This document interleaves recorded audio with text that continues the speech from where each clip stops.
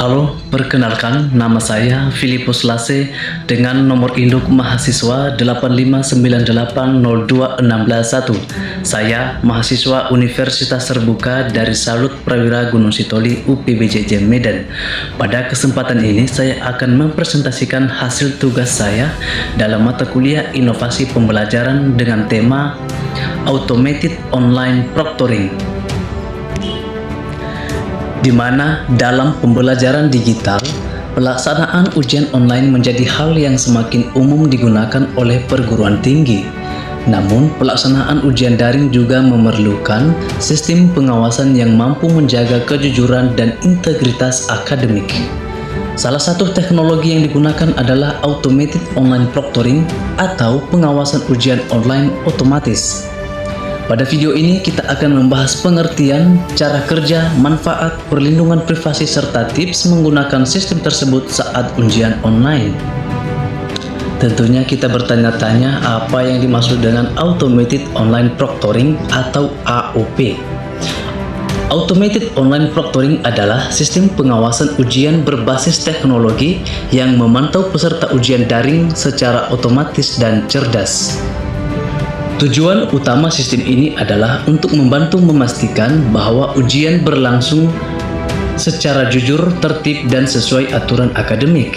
Sehingga dengan adanya Automated Online Proctoring ini, dosen atau pengawas tidak harus memantau seluruh peserta secara manual, karena sistem dapat mendeteksi aktivitas yang dianggap mencurigakan secara otomatis. Selanjutnya, di sini terdapat pentingnya pengawasan ujian online. Ada beberapa poin-poin pentingnya. Berikutnya, definisi dan komponen sistem. Di sini terdapat beberapa definisi dan komponen sistemnya. Selanjutnya, kita masuk pada cara kerja sistem.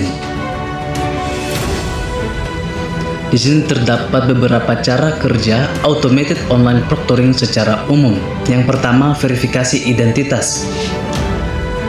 Pada langkah ini, sebelum ujian dimulai, mahasiswa biasanya diminta menunjukkan identitas diri seperti kartu mahasiswa atau kartu identitas lainnya. Sistem akan mencocokkan identitas tersebut dengan wajah peserta melalui kamera. Langkah kedua, aktivasi kamera dan mikrofon. Saat ujian berlangsung, kamera dan mikrofon akan aktif untuk membantu sistem memantau kondisi peserta ujian secara real time. Langkah ketiga, pemantauan aktivitas. Sistem akan memantau berbagai aktivitas seperti perpindahan layar, keberadaan orang lain, suara mencurigakan, atau gerakan yang dianggap tidak wajar. Selanjutnya, langkah keempat yaitu analisis otomatis. Teknologi kecerdasan buatan akan menganalisis aktivitas peserta. Jika ditemukan indikasi pelanggaran, sistem akan memberikan tanda atau laporan kepada pengawas ujian. Dan langkah yang terakhir adalah evaluasi oleh pengawas. Pada evaluasi hasil pengawas, hasil pengamatan kemudian dapat diperiksa kembali oleh dosen atau pengawas untuk memastikan apakah benar terjadi pelanggaran atau tidak.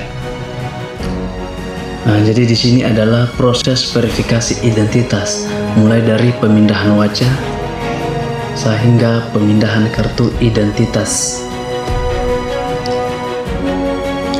Sehingga saat ujian sedang berlangsung, secara seluruh gerakan atau semua gerakan kita akan terpantau secara otomatis, mulai dari gerakan mencurigakan, suara di sekitar kita, hingga saat kita meninggalkan kursi, semuanya terpantau. Selanjutnya di sini terdapat beberapa fungsi lockdown browser. Di sini terdapat beberapa poin-poin seperti pembatasan akses hingga pada tujuan utama. Selanjutnya, manfaat bagi integritas akademik. Di sini terdapat beberapa poin-poin penting manfaat bagi integritas akademik. Selanjutnya, perlindungan dan privasi. Namun sebelum kita masuk pada perlindungan dan privasi mahasiswa, kita bahas dulu manfaat bagi integritas akademik, di mana automatic online proctoring ini memiliki beberapa manfaat penting bagi dunia pendidikan, terutama dalam menjaga integritas akademik. Yang pertama, meningkatkan kejujuran akademik. Sistem membantu meminimalkan tindakan kecurangan selama ujian online.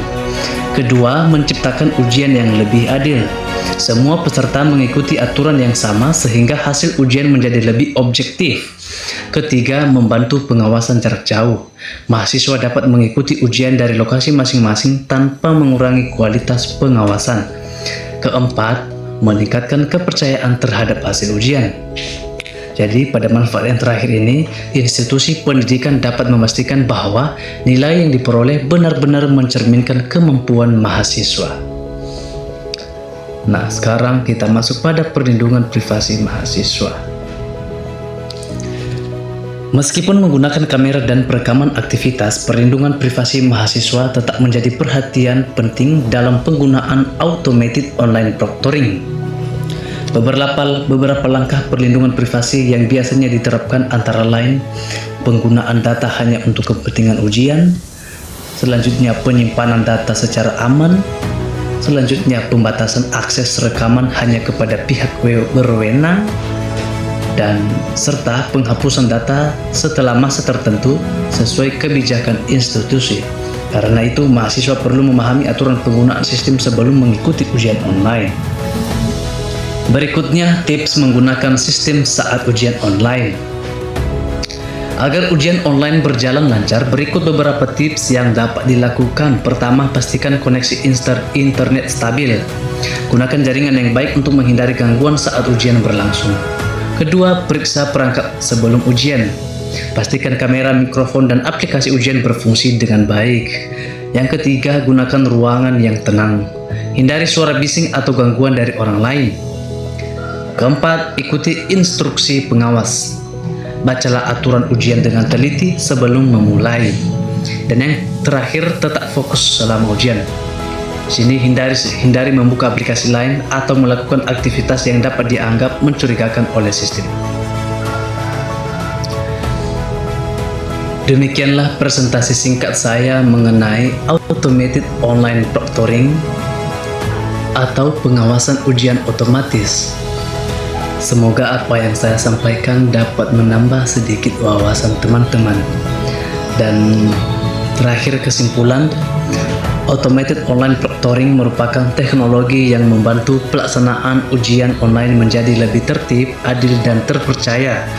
Sehingga dengan memahami cara kerja sistem, manfaat perlindungan privasi, serta cara penggunaannya, mahasiswa dapat mengikuti ujian online dengan lebih siap dan nyaman. Jadi teman-teman, mari menjaga kejujuran dan integritas akademik dalam setiap proses pembelajaran. Terima kasih telah menyimak video ini. Sampai jumpa pada pembelajaran berikutnya.